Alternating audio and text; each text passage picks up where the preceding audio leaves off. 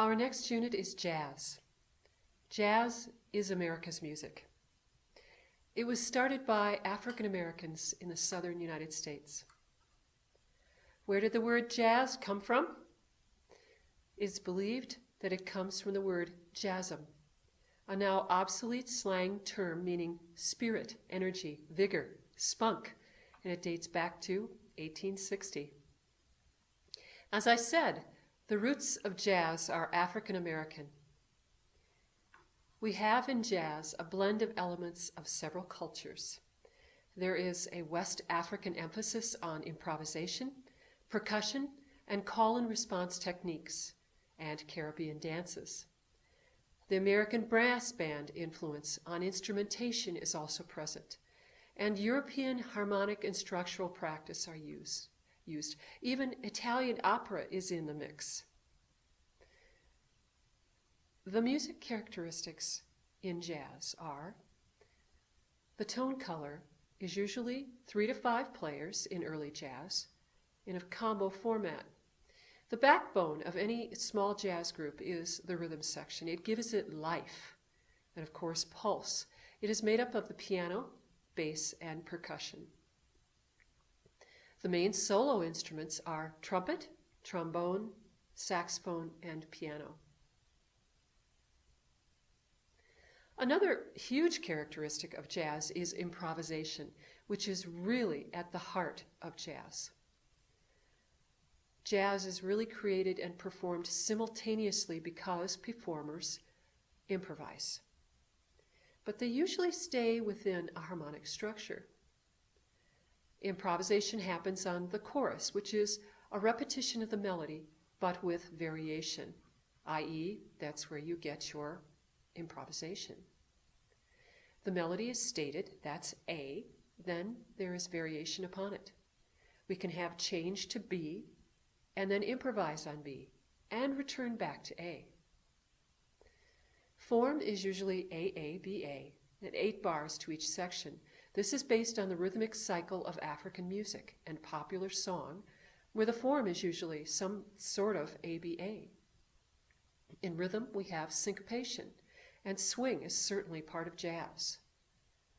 Melody is flexible in pitch. We have a new term called scat singing, where you have vocal improvisation with random syllables. You sing like an instrument can play. For harmony, we have a strong but flexible understructure. That harmony forms a foundation. Musicians improvise over a harmonic progression, which is a series of chords placed in strict rhythmic sequence. Remember the figured bass in the Baroque?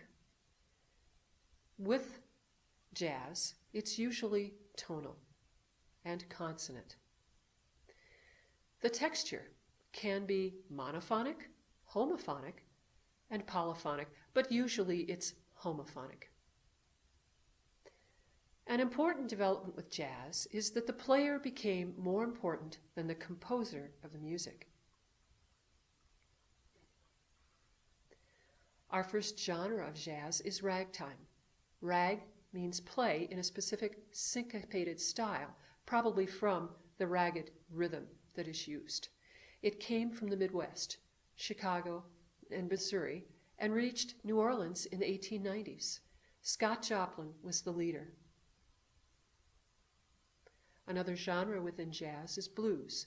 It started about 1890 in New Orleans. We have a simple AAB form, 3-chordal harmonies with a 12-bar sequence. The vocal origin in jazz has a call and response from the Baptist Church, which is adopted by instrumental players. The intensely personal and sad makes it the blues. And why? Because of repression in the South. Jim Crow laws were in place. There was an influx of people in New Orleans, which made for hard times when they could not find jobs. So they became blue or sad, and the music flowed from there. It was used in slow dance pieces.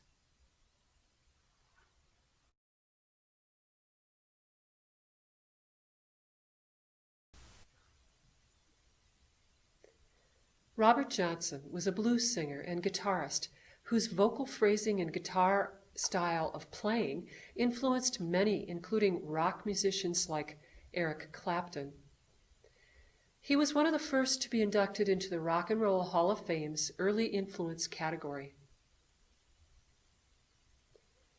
Bessie Smith, another great jazz musician and writer, was known as the Empress of the Blues. She was the highest paid African American performer in the 1920s, and she realized the importance of the recording, that it could reach a wider audience. Let's move on then to a genre within jazz, New Orleans style, also known as Dixieland. It was at the center of jazz from 1900 to 1917. You have a front line of horns supported by a rhythm section. Songs are frequently based on marches. We have church melodies, ragtime pieces, pop songs, and blues. And in New Orleans style or Dixieland, we have improvised arrangements. You have multiple instruments improvising at the same time, which is called collective improvisation. That new term, scat singing, was used as well. Louis Armstrong was one of the greatest jazz trumpet players ever to play the instrument. He started out in Dixieland or New Orleans style. He influenced many people in jazz. He extended the range of the trumpet. He incorporated song and melody into his playing. He invented a new style of playing the trumpet. He developed the coherence solo. He fused blues into jazz. He brought scat singing into jazz. He influenced so many. Girl singers were important to jazz. Ella Fitzgerald was one of the finest jazz singers and was known as just by her first name, as Ella. She also had the moniker of the First Lady of Song. Girl singers were also called canaries and appeared with big bands. She was also well known as a scat singer. We will listen to her incredible talent in class. Billie Holiday was also a girl singer and started out as a big band singer. Her vocal style pioneered new ways of phrasing and tempo.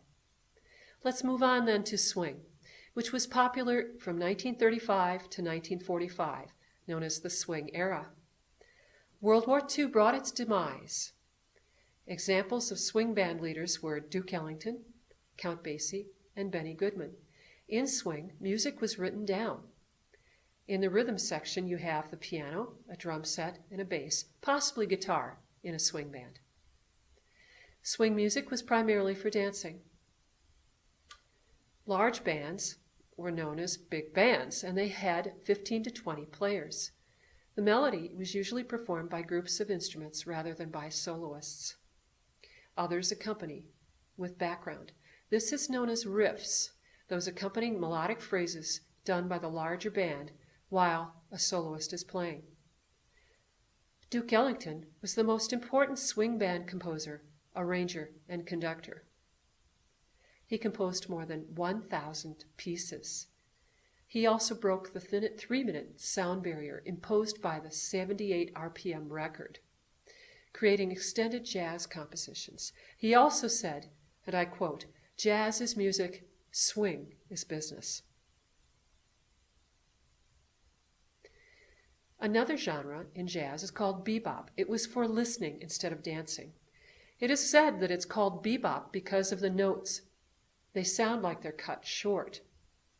You usually find a small combo doing bebop, and the melodic phrases are varied in length. They are asymmetrical. You have instrumental virtuosity and improvisation based on a harmonic structure and melody. Variation on the choruses are still prevalent with bebop. Pioneers in bebop were Dizzy Gillespie, Miles Davis, and Charlie Parker. Parker played the alto saxophone. He knew his instrument so well that it is said he could play a jazz piece known as Cherokee in all 24 known keys. Not only was he a great jazz player, a great sax player, but he composed as well. Miles Davis was also a pioneer of bebop. and a great trumpet player. He was also an innovator in jazz fusion, which is a combination of rock and jazz. Jazz styles since the 1950s are jazz fusion. In late 1960s, rock became a potent influence on jazz, and so we have improvisation combined with rock rhythms. We also have acoustic and electric instruments known in rock. Cool jazz relied more on arrangements.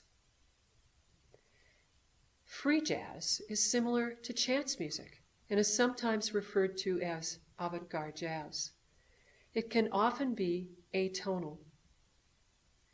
In free jazz, you have improvisation by multiple players at once. It started in the 50s and, of course, developed further into the 60s.